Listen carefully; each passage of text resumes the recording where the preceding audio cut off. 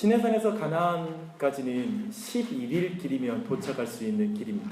하지만 이스라엘은 40년이 넘어도 자신들의 목적지에 도착하지 못합니다.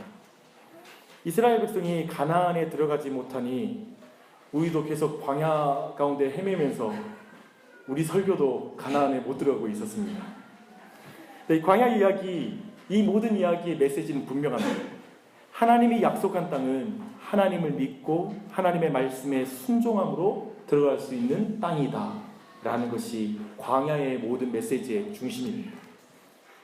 첫 번째 세대들의 특징은 불신앙과 그리고 불순종입니다. 네, 그들에게 하나님께서는 40년 동안 두 가지를 가르치는 것입니다. 믿음과 순종. 따라해 볼까요? 믿음과 순종. 이 광야 학교의 이 중요한 커리큘럼은, 이 주제는 오늘날에도 동일하게 우리에게 가르쳐주고 있는 주제입니다. 주 안에 사랑하는 여러분, 믿음과 순종을 잘 배우고 계십니까? 어떻게 배우고 계십니까?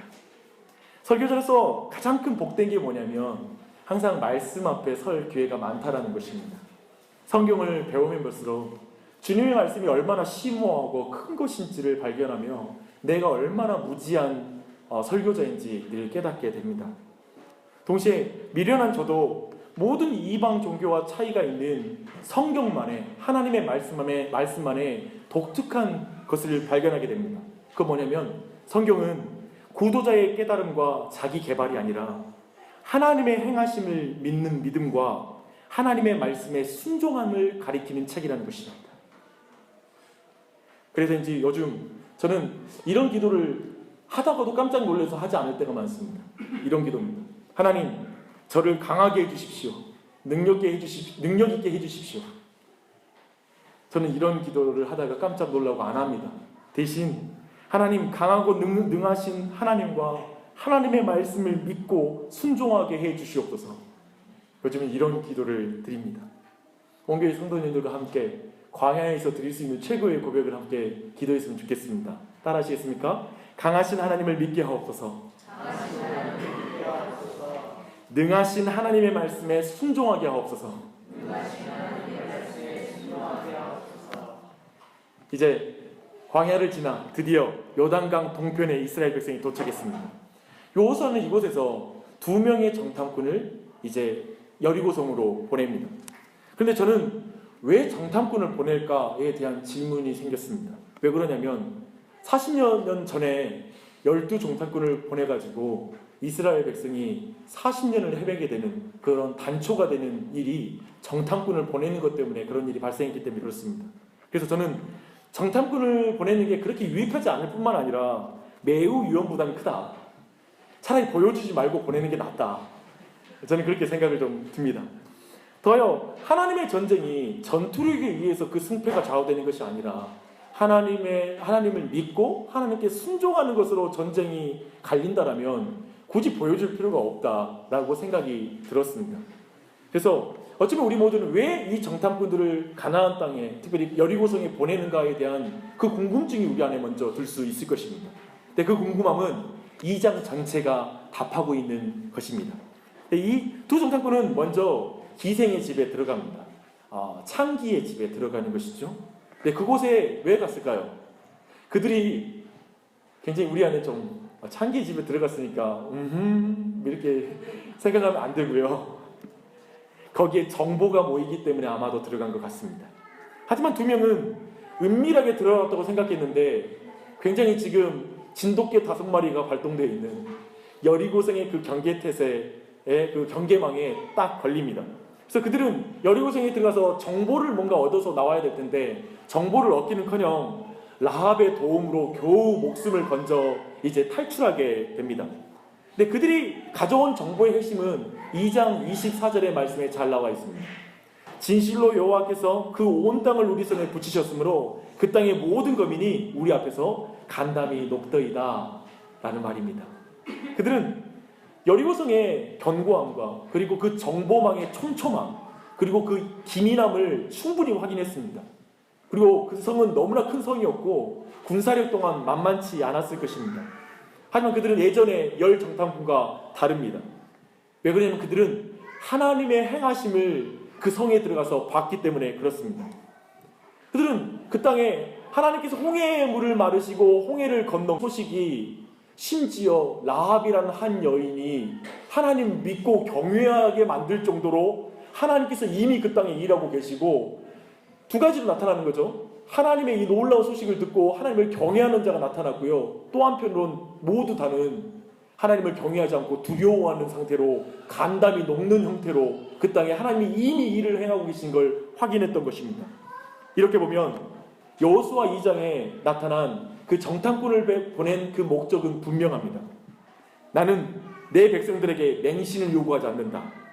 나를 대적하는 시대를 똑똑히 봐라. 그러나 그들만 보지 말고 그들의 내면에 있는 두려움을 보라. 온 세상 가운데 일하고 있는 나를 보라. 그게 진짜 세상을 보는 것이다. 하나님은 우리를 신앙 가운데 이끌 때 우리를 눈을 가리고 신앙 가운데 인도하지 않잖아요. 지금 우리도 세상에 있는 모든 걸 똑똑히 보고 있잖아요. 근데 그것만 보는 게 진짜 시력이 아니라 믿음의 눈은 그들 안에 있는 두려움과 공허함까지 보는 거예요. 하나님을 경외하지 않는 세상의 한계까지 보라는 거예요. 그리고 그 세상 속에 하나님은 힘있게 일하고 있다는 걸 보는 것, 그게 진짜 정탐꾼이죠. 주 안에 사랑하는 여러분, 그리스도인은 세상에 대해 눈을 감고 살지 않습니다. 물론 그리스도인은 세상에서 그 세상만 보고 살지도 않습니다. 하나님을 경외하지 않고 높아진 여리고성과 같은 시대에도 하나님이 힘차게 일하고 계심을 보는 것, 그게 신자의 눈입니다. 마취제 없이 우리 모두는 처절하고 엄중한 싸움에서 흐느끼며 탄식하며 힘겹게 믿음의 길을 걷고 있습니다. 하지만 그리스도인은 모든 현실 가운데 하나님의 주권을 믿는 삶, 하나님이 일하신 걸 믿고 사는 삶, 그 바로 신자의 삶인 것입니다. 그래서 어쩌면 주일이면 우리 사랑하는 성도들 오후에 마을 모임으로 모여서 우리의 삶을 나누죠. 하지만 우리의 나눔은 어쩌면 우리 이 세상 속에서의 버거움과 이 세상의 거대함 가운데 한계를 여실히 느끼는 나눔이 이루어질 것입니다. 하지만 신자의 나눔은 거기에 머무는 게 아니라 그럼에도 불구하고 하나님은 우리의 삶 가운데 힘차고 일하고 계심을 고백하고 그 소망을 나누고 서로 기도하고 함께 전우회를 가지고 그 믿음의 길을 걸어가는 길인 줄 믿습니다. 그런 은혜가 늘 교회의 모임 가운데 있기를 축원합니다.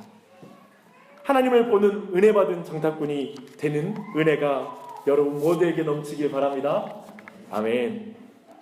이제 드디어 요단강 도하가 시작됩니다. 반복되는 광야 이야기에 질린 우리에게도 좀 새로운 책장으로 넘어가는 게 굉장히 설레잖아요. 우리 광야 얼마나 많이 돌았어요. 민수기 싫다고요. 이제 좀 신명기 넘어가서 이제 여호수아로 들어가는 게 너무 신이 나고 좋습니다. 아마도 당시 이스라엘 백성에게도 이게 얼마나 벅찬 일이었을까요? 그래서인지 3장을 보니까 여호수아가 아침 일찍 일어났다고 말합니다. 이 아침 일찍은 이제 방금 나올 때는 어두웠다가 이제 교회쯤 도착했을 때 교회가 이렇게 환하게 건물이 드러날 때 그 미명, 그 때를 생각하시면 됩니다. 그리고 이제 이스라엘 백성에게도 이 요단강을 건너는 의미가 얼마나 중요했고 설렜는지가 성경의 표현에 잘 드러납니다. 성경에 3장 1절부터 4장 24절까지 건너다라는 히브리어 아바르가 20번 이상 사용됩니다. 어떤 느낌인지 알겠어요? 이스라엘 백성이 지금 드디어 약속의 땅에 들어간다. 아싸 들어간다. 오메 들어간다. 이야 들어간다. 이런 느낌이 지금 그 가나안 땅, 즉 여리고성에 들어가는 그 마음이 그런 설렘과 즐거움 가운데 있는 것입니다. 제가 이스라엘 백성이라면 되게 흥분되기도 하고 긴장되었을 것 같기도 합니다. 그런데 우리는 여기에서 요단강 도하가 단순히 이스라엘 백성을 가나안 땅에 들여보내는 그 초자연적인 사건, 그 하나의 목적에만 있지 않다라는 걸 우리가 기억할 필요가 있습니다. 여러분, 우리도 굉장히 뭔가를 할 때 여러 가지 목적을 가지고 하나의 일을 할 때가 있잖아요. 예를 들면 대통령이 어떤 나라에 방문해서 정상회담을 하고 할 때를 한번 생각해 보십시오. 정상들의 모든 움직임 단순히 한 가지 목적만을 가지고 있는 게 아니라 많은 메시지를 가지고 있습니다. 그래서 뉴스에서 그런 걸 해설해 주잖아요. 그러면 어쩜 저런 생각을 한대? 이런 생각을 우리는 하게 되죠. 근데 정상들의 첫 일성, 도착해서 첫 번째 하는 말, 그리고 처음 방문한 방문지, 이런 것은 단순한 방문이 아니라 많은 목적을 가지고 있죠. 심지어 차는 자동차가 어떤 자동차냐에 따라서, 그리고 매는 넥타이의 색깔로도 메시지를 가지고 있습니다. 요단강 도화도 동일합니다. 그런데 요단강 도화를 잘 이해하려면 우리가 한 가지 먼저 또 꼭 기억해야 될 부분이 있는데요. 그건 뭐냐면 이게 지금 홍해를 건너는 사건과 함께 밀접하게 많은 부분이 유사하다는 거예요. 그런 거 안에서 이해하면 훨씬 풍성하게 요단강 도화가 이해됩니다. 네, 이제 요단강을 건널 이제 준비를 하겠습니다. 3장 1절부터 4절 다시 한번 함께 읽겠습니다. 시작. 또 여호수아가 아침에 일찍 일어나서 그와 모든 이스라엘 자손들과 더불어 시딤에 떠나 요단에 이르러 건너가기 전에 거기서 유숙하니라. 사흘 후에 관리들이 진중을 두루 다니며 백성에게 명령하여 이르되 너희는 레위 사람 제사장들이 너희 하나님 여호와의 언약궤를 맺는 것을 보거든 너희가 있는 곳을 떠나 그 뒤를 따르라. 그러나 너희와 그 사이 거리가 2000규빗쯤 되게 하고 그것에 가까이 하지는 말라. 그리하면 너희가 행할 길을 알리니 너희가 이전에 이 길을 지나보지 못하였음이라 하니라. 아멘. 이 위대한 역사의 첫걸음에 강조되는 것은 이스라엘 백성이 아니라 언약궤가 강조됩니다. 추수기에 물이 부른 요단강에 다리를 만드는 기술자가 아니라 언약궤와 밀접한 제사장이 강조가 되고 있습니다. 이것은 이스라엘 백성의 상식을 깰 뿐만 아니라 우리의 상식도 깨는 거예요. 그렇죠? 그런데 여기에 성경에 강조점이 있습니다. 우리가 아는 것처럼 언약궤 자체는 하나님이 아니에요. 하지만 언약궤는 하나님의 임재를 말하는 것입니다. 그렇다면 언약궤가 앞서간다는 말은 뭐냐면 하나님의 인도하심이라는 뜻입니다. 그게 더해서 이스라엘 군대 앞에 언약궤가 앞선다는 것은 이스라엘의 진정한 지도자는 여호와 하나님이시다라는 이런 의미를 또한 가지고 있습니다. 또 하나 더 더해서 언약궤가 이스라엘 백성보다 2000규빗 앞서 행하여야 된다라고 말하는 거 뭘까요? 2000규빗은 오늘날 800m 정도 되는 거리입니다. 그 정도 거리가 되는 이유는 무엇일까요? 그건 분명한 메시지를 가지고 있습니다. 그건 뭐냐면 이스라엘 백성 모두로 하여금 200만 명이나 달하는 그 많은 백성으로 하여금 하나님께서 먼저 앞에서 행하고 계시니 인도하시니 그것을 보고 따르라 라는 의미가 있는 것입니다. 이런 말씀 대하면 어떠십니까? 아마도 이 자리에 현실적인 사람들은 이 내용이 좀 실질적이지 않게 와닿지 않습니까? 요단강을 건너는데 기술자가 아니라 왜 제사장이 필요하단 말입니까? 컴퓨터 프로그램 만드는데 우리 조승 형제가 필요하지 왜 박용주 목사가 필요하단 말입니까? 그런 느낌이에요. 그러나 기억할 건 결코 우리의 현실적인 수고와 현실적인 감각, 노력들을 그리고 책임들을 간과하지는 않습니다. 대신 오늘 말씀이 되게 강조하고 있는 부분이 있어요. 4절 봐봐요. 언약궤에 가까이 하지 말라 그리하면 너희가 행할 길을 알리라는 거예요. 우리의 행함을 무시하는 게 아니에요. 지금 행함을 말하고 있어요. 그런데 여기서 지금 언약궤를 앞에 두고 가까이 하지 말라고 하는 그 강조점을 주목하세요. 여기서 하나님이 강조하는 게 뭐냐면 내가 너희보다 앞서 행하는 것을 보라. 오늘도 내일도 매일마다 내가 너희보다 앞서 행한다는 걸 잊지 말아라. 너 혼자 행하고 있다고 생각하지 말아라. 네 인생 혼자 걷고 있다고 생각하지 말아라. 네가 나보다 먼저 행하거나 나보다 앞서 걸으려고 하지 말아라. 가까이 하지 말라. 엄중한 경고예요. 가까이 하지 말래요. 뒷설해요. 내가 먼저 앞에 걸어가는 걸 보래요. 매우 중요해요. 이것은 우리의 행함을 가로막으려고 하는 하나님의 행함이 아니라 우리로 하여금 어떻게 행할지 알게 하려고 앞서 행하시는 거예요. 그치요? 이해되시죠? 주 안에 사랑하는 여러분, 저는 여러분에게 한 가지 질문하고 싶습니다. 여러분은 하나님의 인도하심을 주목할 수 있는 구별된 시간을 가지고 계십니까? 성경은 그 시간을 하나님의 말씀을 묵상하고 하나님과 대화하는 기도 시간이라고 말합니다. 하나님의 말씀을 묵상하고 대화하는 기도 시간은 매일 여러분이 감당해야 될 실질적인 일과는 전혀 상관없게 보이는 것입니다. 그렇죠? 기도하는 게 무슨 오늘 내 업무 해결에 도움이 돼요? 오늘 내가 지금 다투고 힘겹고 나를 정말 미워하는 그 사람이 내 기도하고 말씀 보는 거가 무슨 상관처럼 있어 보여요. 우리 모두는 요단강을 어떻게 건널지를 계산하고 삽니다. 그리고 거기에 고민하는 일에 대부분의 시간을 쓰고 있지 않습니까?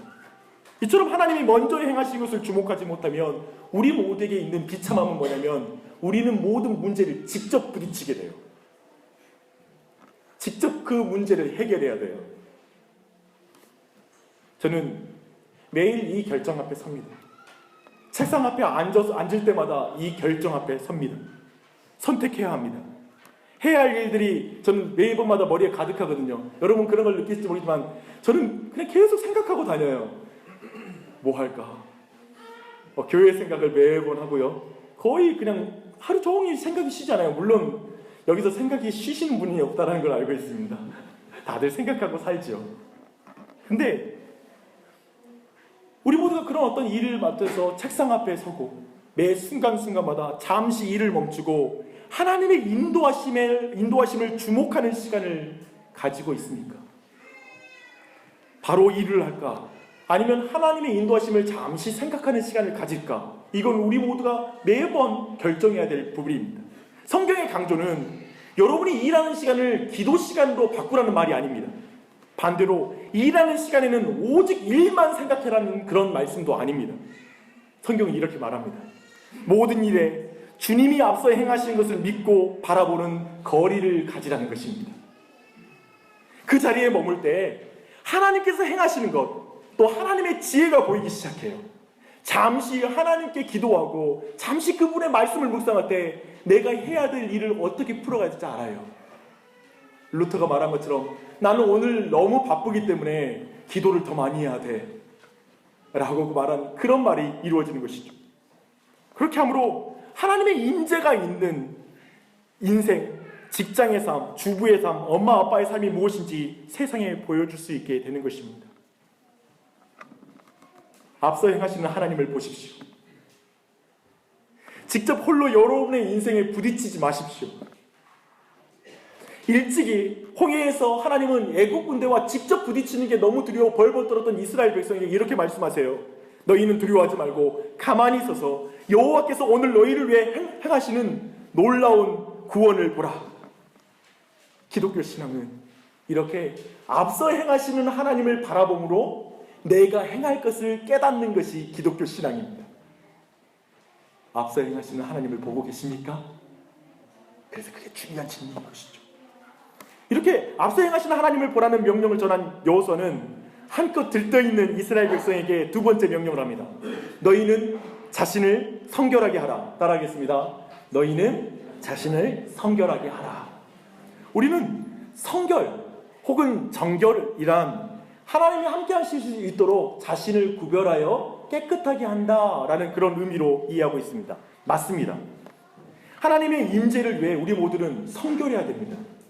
그러나 많은 경우 우리 모두는 성결해야 돼. 날 주님 용서해 주세요. 깨끗하게 해주세요. 라고 예수님의 보혈로 덮어주세요. 라고만 기도하지 성결의 목적에 대해서는 생각하지 않아요. 근데 여호수아서는 성결의 목적을 이렇게 말합니다. 성결하라. 왜냐하면 내일 내가 너희 가운데 기이한 일을 행할 것이기 때문이다. 라고 말씀하십니다. 성결을 행하는 이유는 뭐냐면 우리의 삶 가운데 기이한 일을 행하시는 하나님을 보기 위해서 그리고 그것을 경험하기 위해서 우리는 성결할 필요가 있다는 것입니다. 성결이란 마음을 청소하는 그런 의미도 있지만 하나님이 우리 안에서 그리고 우리를 통해 일하실 수 있도록 온 마음을 다해 내적으로 준비시키는 것이 성결이에요. 성결하십시오. 그런 의미에서 성결한 성도의 모습을 잘 보여주고 있는 한 사람이 있는데요. 그 사람은 현대 성교의 아버지라 불리는 윌리엄 캐리라는 인물입니다. 근데 그가 한 위대한 말이 있어요. 너무 유명한 말인데요. 한 번쯤 들어봤을 수 있습니다. 이런 말입니다. 하나님으로부터 위대한 일을 기대하고 하나님을 위해 위대한 일을 시도하라. 제가 대학교 때 이 말을 막 외치면서 막 불타올랐던 기억이 납니다. 그때 영어로도 외웠어요. 몇 개 안 되는 영어인데요. 제가 아는 문장인데 Expect great things from God, attempt great things for God. 전 말입니다. 지금 방금 전에 윌리엄 캐리가 말했습니다. 거의 이해를 못하시고 하나님 봐봐요. 하나님으로부터 위대한 일을 기대하는 마음이 곧 성결한 마음이에요. 여러분의 마음이 지금 성결하지 않다면 하나님이 위대한 일을 행하실 수 있다는 걸 믿지 않는 거예요. 기대감이 아예 없어. 그건 여러분 안에 성결하지 않는 거예요. 또한 위에서 살펴본 것처럼 하나님의 행하심을 보는 것에서 우리의 행할 바를 알잖아요. 그리고 또한 하나님으로부터 위대한 일을 기대하는 성결한 마음을 가짐에서 하나님을 위한 위대한 일을 시도하는 삶이 연결되어 있어요. 그걸 지금 성경은 정확하게 말하고 있는 것입니다. 그러나 이런 성결의 개념을 오해하는 사람들이 있습니다. 아니, 강을 건너는 것과 성결이 무슨 상관이 있단 말입니까? 목사님, 여호수아는 리더로서 감각이 전혀 없습니다. 오늘을 근근히 살아가는 인생에게 성결하라는 말처럼 공허한 말이 어디에 있습니까? 거룩이 밥 먹여줍니까? 여러분, 거룩이 밥 먹여줍니까? 네. 역시 정말 성경이 많이 주님 감사합니다. 이런 믿음 가져야 됩니다. 갑자기 마음이 그러네. 성경이 하늘나라에서 볼 거예요. 진짜 저 안에 하나님 믿음 주시고 저 아이에게 하나님 일하시는 거 우리가 생각하는 것 이상일 거예요. 믿어요. 이스라엘 백성들도 이런 생각하는 사람이 있었을 거예요. 거룩이 강을 건너게 해줍니까? 성결이 강을 건너게 해줍니까? 하고 이 말씀을 듣는 거죠. 하나님은 그에게 이렇게 대답합니다. 내가 앞서 행하는 것을 믿는 자는 내가 하는 것을 똑똑히 보겠고 내가 그를 통하여 행하는 것을 그가 보리라. 그가 그 일을 행해놓고는 이건 하나님이 행했어요 라고 말하겠죠. 주 안에 사랑하는 여러분, 우리 모두는 생산성이라는 우상을 숭배하는 시대를 살아가고 있습니다. 우리 모두는 일 잘하고 일 잘하는 사람이 되고 싶습니다. 그렇죠? 그런 시대에 회개의 기도, 성결, 거룩한 내면, 하나님의 임재와 같은 말은 너무나 비생산적인 말입니다. 이런 말을 하는 사람들은 그냥 종교 전문가이겠죠. 현실과 전혀 상관없는 단어들입니다. 주일 아침이면 비생산적으로 보이는 주일 예배를 제끼고 싶은 마음에 굴뚝 것 같습니다. 이 시간에 다른 일을 하면 돈을 버는데 내가 헌금하면서까지 여기 앉아있는 건 얼마나 손해보는 일일까? 개인적인 이윤 활동을 멈추고 교회 공동체와 이웃을 구제하고 교제하도록 주의를 거룩하게 지키라는 성경의 명령은 얼마나 비생산적인가? 그런 요구가 아닐 수 없습니다. 그러나 하나님은 이렇게 말하고 있는 것입니다. 내 백성은 다른 모든 민족들과 구별된 민족이다. 그들은 내가 행할 것을 보고 행할 바를 발견하는 자고 내가 행할 것을 기대하고 내가 행할 것을 시도하는 자들이 나의 백성들이다. 내 백성은 나를 보고 나를 기대할 때 가장 생산적이고 창의적인 존재가 될 수 있다. 이렇게 말하는 것입니다. 저는 이것을 간증할 수 있는 사람입니다. 저는 이걸 믿습니다. 저는 하나님이 먼저 행하신 것을 믿을 때 내가 행해야 하는 많은 일들에 눌리지 않았습니다. 저는 저보다 앞서 행하시는 하나님을 기대할 때 제 삶에 훨씬 적극적으로 많은 일을 이뤄내는 걸 경험했습니다. 저는 이걸 믿습니다. 하나님은 우리에게 원하시는 내가 하나님을 기대하는 것, 그리고 하나님을 바라보는 것이 능력이라는 걸 믿습니다. 사랑하는 여러분, 앞서 행하시며 길을 예비하시는 하나님을 믿을 때 하나님의 백성은 엄청난 복을 받습니다. 제가 이제 그 복을 말씀드릴게요. 하나님은 여호수아를 모세의 뒤를 잇는 새 지도자임을 증명하시겠다고 이 복을 주십니다. 3장 7절 보십시오. 여호와께서 여호수아에게 이르시되 내가 오늘부터 시작하여 너를 온 이스라엘의 목전에서 크게 하여 내가 모세와 함께 있었던 것 같이 너와 함께 있는 것을 그들이 알게 하리라. 앞서 행하시는 하나님을 보고 내가 행할 바를 배우는 사람, 앞서 행하시는 하나님을 기대하며 잘 보이지 않는 미래를 향하여 힘있게 발걸음을 내딛는 사람, 그 사람은 자신을 스스로 증명하는 모든 굴레로부터 해방될 수 있다고 말하는 것입니다. 왜냐하면 나는 나의 행함을 통해 증명되는 존재가 아니라 하나님이 그 사람을 증명해주고 하나님이 그를 높여주고 그 하나님이 그 사람을 인정해주겠다라고 말하는 것입니다. 저는 이 부분을 여러분보다 훨씬 잘 이해하는, 이 본문을 더 잘 이해할 수 있는 위치에 있는 것 같습니다. 목사도 실력으로 내 자신을 증명하는 그런 욕구를 느낍니다. 사람들이 저를 신뢰해주지 않고요, 따라주지 않으면 불안함을 느끼고요, 그게 너무 두렵습니다. 그래서 우리 성도님들이 다들 우리 목사님 아주 훌륭하셔, 전적으로 신뢰해, 그러면 제가 너무 좋아하는 사람입니다. 그런데 모세와 같은 지도자를 이은 여호수아는 아마도 전임자가 없는 저보다 그 두려움이 굉장히 컸을 것입니다. 왜냐하면 비교의 대상이 되는 거잖아요. 그래서 하나님은 여호수아가 시작하는 1장부터 말합니다. 내가 내게 명령한 것이 아니냐, 강하고 담대하라, 두려워하지 말라, 놀라지 말라, 내가 어디로 가든지 내 하나님 여호와가 너와 함께 하느니라. 너무 불안해하니까, 너무 두려워하니까 여호수아를 그렇게 위로하시는 것입니다. 그래서 여호수아가 백성 앞에 나서서 자기의 권위를 주장하거나 존경받기 위해 애쓰지 않아도 됩니다. 권위는 스스로 높여서 높아지는 것이 아니라 하나님이 높여주셔야 높아지는 것이기 때문에 그는 그렇게 하지 않는 것이죠. 이것을 믿기에 인정받기 위해 긴장하고 다른 사람들의 평가 때문에 정말 애쓰지 않고 도리어 내게 주어진 일에 감사하며 경쾌함과 즐거움으로, 겸손함으로 자신에게 주어진 일들을 감당하는 것, 더욱 창의적이고 더욱 생산력 있게 그 일을 감당하는 것, 그게 바로 굉장한 복인 것입니다. 여러분, 이런 복 받으십시오. 이것은 앞서 행하시며 길을 예비하시는 하나님을 믿는 자에게 자연히 따르는 복인 거예요. 하나님을 믿지 못하면, 앞서 행하시는 하나님을 믿지 못하면 우리는 이 굴레로부터 벗어날 방법이 없는 것입니다.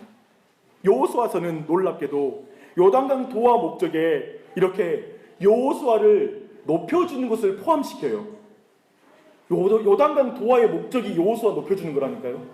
나는 이게 되게 위로가 되는 거예요. 지금도 하나님은 동일하세요. 앞서 행하시는 하나님을 보고 다시 오실 예수님을 기다리는 자를, 다시 오시는 예수님은 반드시 높여주십니다. 할렐루야. 예수님의 재림은 놀랍게도 우리 모두를 높여주시는 것이 포함된 재림이에요. 그게 이런 거예요. 그러니 자신을 스스로 증명하려는 강박에서 자유로우십시오. 여러분은 여러분의 실력으로 증명하여 자유할 수 있는 존재가 아닙니다. 하나님의 증명을 받으셔야 되고 하나님의 인정이 필요한 사람들입니다. 도하 전에 이스라엘 백성은 하나님이 앞서 먼저 행하신 것을 봐야 됐고요, 앞서 행하시는 하나님을 기대하는 것, 그것이 필요했습니다. 그리고 마지막으로는 하나님이 그 가운데 주시는 복은 그를 증명해 주신다는 것이죠. 근데 여기까지 왔는데 이제 백성에게 남은 과제가 있습니다. 앞서 행하시는 하나님을 멀찍이 서서 보라, 앞서 행하시는 하나님을 기대하라는 그 명령을 들었던 그들에게 세 번째 명령이 주어집니다. 8절입니다. 너는 언약궤를 맨 제사장들에게 명령하여 이르기를 요단 물가에 이르거든 요단에 들어서라. 그들은 부모 세대로부터 하나님의 권능 가운데 홍해를 건넜던 이야기들을 익히 들었을 것입니다. 그래서 그들은 이 명령을 들었을 때 그냥 순종이 됐을까요?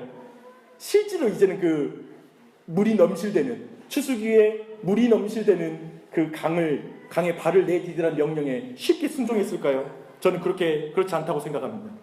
도리어 이스라엘 백성은 넘실대는 요단강을 보며 과연 하나님이 이 세대에도 홍해를 건너는 것과 같은 은혜를 베풀어 주실까? 라고 질문했겠죠. 한마디로 말하면 예전에 그 일이 우리에게도 일어날 수 있을까? 그곳에 이스라엘 백성과 함께 여러분도 함께 걷고 계시지 않으십니까? 지금 물을 향해 걸어가고 있기는 해요. 근데 이스라엘 백성의 일부는 차근차근 발걸음을 옮기며 계속해서 걱정을 하고 있을 것입니다. 이것이 맞는 것인지 틀린 것인지 생각하며 그걸 걷고 있는 것이죠. 모두가 이 말도 안 되는 명령에 다 같이 순종해서 걸어가고 있으니까 함께 걸어가고 있지만 정말 그들의 행동에 내 목숨을 맡겨도 될까 하면서 지금 그 물을 향해 걸어가고 있었을 것입니다. 이것은 정확하게 현대인들과 현대의 많은 그리스도인들의 마음을 보여주는 장면입니다. 사람마다 각자 맞는 진리가 있지, 사람마다 각자 좋은 것이 최고의 종교다라는 이 진술이 힘을 받고 있는 포스트 모던 사회에서 그 시대를 살아가는 현대인들과 그리스도인, 그들은 어떻게 생각하나요? 과연 하나님이 이 세대에도 홍해를 건너는 것과 같은 일을 베풀어 주실까? 나도 내 힘으로 건너지 못하는 이 신앙의 길을 건너가는 일이 내게도 그런 일이 벌어질까? 또한 오늘 설교를 듣고 있는 우리 안에도 이런 질문이 있겠죠. 앞서 행하신 하나님을 볼 수 있도록 말씀과 기도의 시간을 보내면 내 현실에도 홍해가 갈라진 듯한 그런 획기적인 변화가 내 삶에도 일어날 수 있을까? 나 같은 사람에게도 하나님이 일하실까?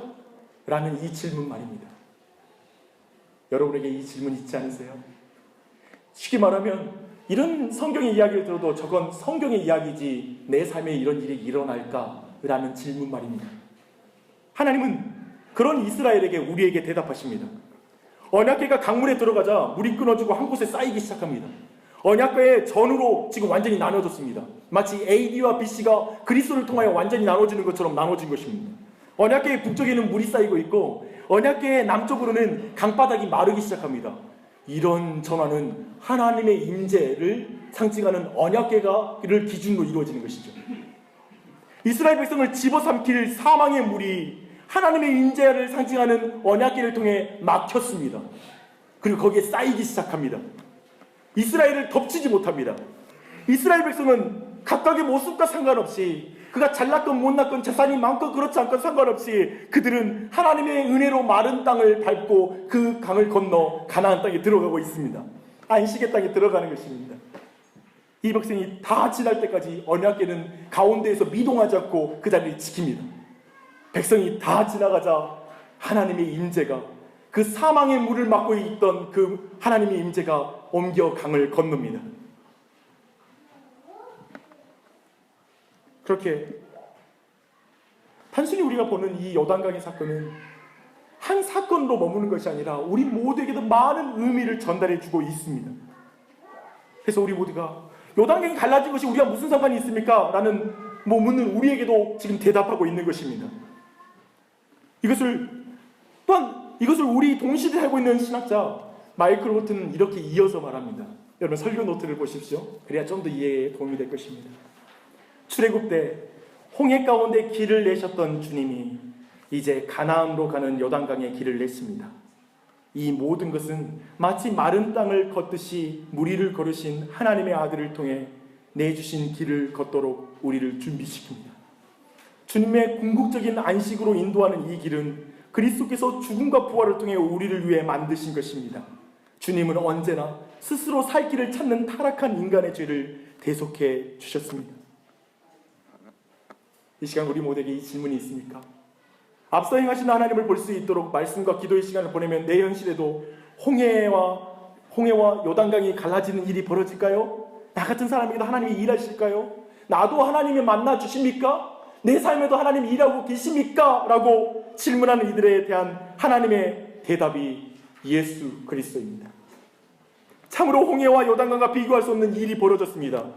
내가 곧 길이요 진리요 생명이니 나로 말미암아 그는 하나님께로 나아올 자가 없느니라고 말씀하신 예수님은 죄인과 하나님 나라 사이를 흐르는 사망이라는 강 한가운데 임재하셨습니다. 죄인이 하나님 나라로 건널 수 없는 그 길을, 그곳에서 죄인들이 하나님 나라로 들어갈 수 있도록 그 사망의 강에 길을 내셨습니다. 어떻게 해요? 참으로 예수님께서 십자가 위에서 죽음 가운데 임하셔서 자신을 죽으심으로 죽음을 죽인 것입니다. 사망의 머리를 깨뜨리셨습니다. 그 예수님이 지금도 우리 모두에게 말하고 계십니다. 너희는 내가 십자가 위에서 행한 일을 보라. 그걸 기대하라. 그리고 잠잠히 내가 하나님됨을 알지어다. 그리고 우리에게 예수님은 믿고 순종하라고 말씀하십니다. 이것이 나 같은 사람에게도 홍해와 요단강이 갈라지는 일이 벌어질까? 하나님이 일하십니까? 라는 성경의 대답입니다. 봐라. 그리스도를 봐라. 십자가를 봐라. 저는 여러분에게 아직 이 대답이 여러분의 현실의 답이 되지 않는다는 걸 알고 있습니다. 목사님, 좀 정확하게 간지러운 부분을 긁어주십시오. 제가 궁금한 것은 지금 제 현실에 부딪히고 매일 회사에서 내 삶에서 부딪히는 이 고통스러운 현실에서 요단강과 홍해가 갈라진 것 같은 기적이 일어날 수 있느냐라는 질문을 하는 것입니다. 왜 자꾸 과거를 말하세요? 현재를 말해주세요. 그게 궁금하다고요. 과거의 하나님을 자꾸 말씀하지 마시고 지금 제게 필요한 하나님을 말씀해 주세요 라고 말하는 거예요. 이렇게 질문하십니까? 다시 한번 성경을 근거해서 여러분에게 대답하겠습니다. 사랑하는 자녀들아, 너는 계속해서 내가 하는 말을 이해하지 못하는구나. 너가 진짜 내 간지러운 걸 긁지 못한가? 내가 진짜 넘을 수 없는 강, 사람이 넘을 수 없는 강인 죽음의 강을 십자가 위에서 내가 갈랐다. 홍해와 요단강을 가르는 일보다 더 큰 일을 내가 행했는데 내가 지금 이 땅에서 너를 버리겠느냐? 너를 떠나겠느냐? 나는 너의 삶에서 앞서서 행한단다. 날 믿으렴. 나를 보라. 나를 기대하라. 그러면 그때마다 너는 너에게 피할 길을 주겠다. 어떤 고난에도 내가 이미 행한 일, 저 십자가를 보면 내가 마땅히 행할 바가 보일 것이다. 어떤 고난에서도 십자가 위에 있는 나를 보면 너가 어떻게 행해야 될지 그 삶을 충분히 볼 수 있을 것이다.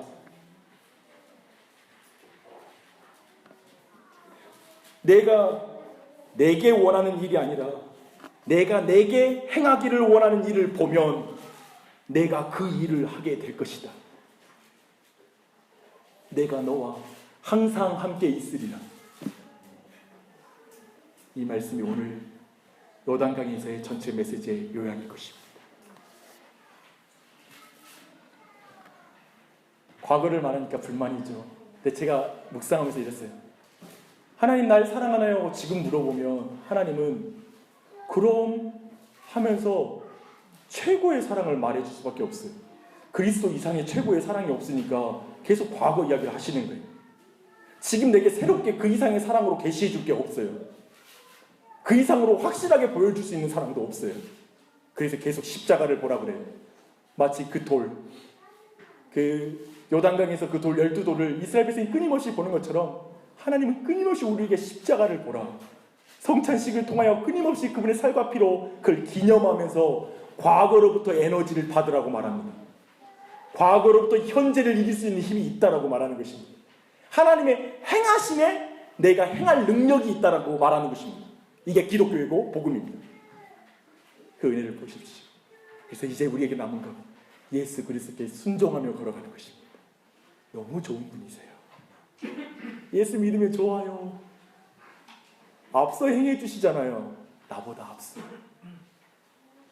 그분 보세요. 그분께 기대하세요. 그분을 기대하세요. 그분이 여러분을 높여주실 거예요. 별과 같이 빛나게 하실 거예요. 지금 여러분이 부딪히고 있는 그 깊은 어둠의 현실 속에서도 이 예수 그리스도를 믿고 따르는 일을 내려놓지 마십시오. 그 길을 걸어가십시오.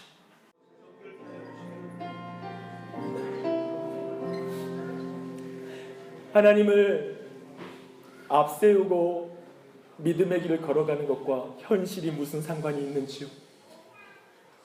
주님을 기대하는 것과 내 현실, 바뀌지 않는 현실이 무슨 상관이 있는지요? 그러나 우리는 하나님을 앞세우고 하나님의 행하심을 보며 우리의 행할 바를 발견하는 신자의 삶을 살겠습니다. 하나님을 기대하며 주님이 우리에게 기대하는 일을 우리가 행하며 살길 원합니다. 그런 우리의 믿음의 길을, 그러면 그 모든 것이 우리의 현실과 상관이 없다라고 말하며 우리를 비웃는 이 세상 속에서도 하나님이 우리를 인정해 주실 걸 기대하며 믿음의 길, 순교자의 삶, 형제와 자매를 위해서 거룩한 삶을 살아가는 것, 다른 사람을 구제하는 삶을 살아가는 것, 내 재정을 나만 먹고 사는 것이 아니라 다른 사람을 살리는 삶을 살아가는 것, 내 시간을 나만을 위해서 쓰는 것이 아니라 주님을 위해서 쓰고 다른 이웃을 위해서 쓰는 것을 우리는 아까워하지 않고 그 길을 걸어가겠습니다. 하나님, 세상 사람 다 인정 안 해줘도 주님이 인정하는 길을 걸어가는 믿음의 삶, 믿음의 교회 되게 하여 주시옵소서. 믿음의 가정 되게 하여 주시옵소서. 하나님 간절히 기도합니다. 주님이 이 사망의 강 가운데 우리에게 길을 내주신 분이 아니십니까? 우리의 인생 어떠한 핍박과 어려움이 닥쳐도, 우리 인생 어떠한 고난의 길이 닥쳐도 예수님의 십자가를 볼 때 그 이상의 사랑이 없음을 기억하며 그 십자가가 그때마다 능력이 되게 해주시고 위로가 되게 해주시고 모든 상황을 이길 수 있는 권능이 되게 하여 주시옵소서. 다시 한번 십자가의 권능을 맛보는 교회가 되게 해주시고 가정이 되게 하여 주시옵소서. 그 십자가의 사랑을 우리 모두에게 계시하여 주시옵소서. 그 십자가 의지하며 순종하며 그 이 환한 길 걸어가게 하여 주시옵소서. 감사하며 예수님의 이름 받들어 기도합니다. 아멘.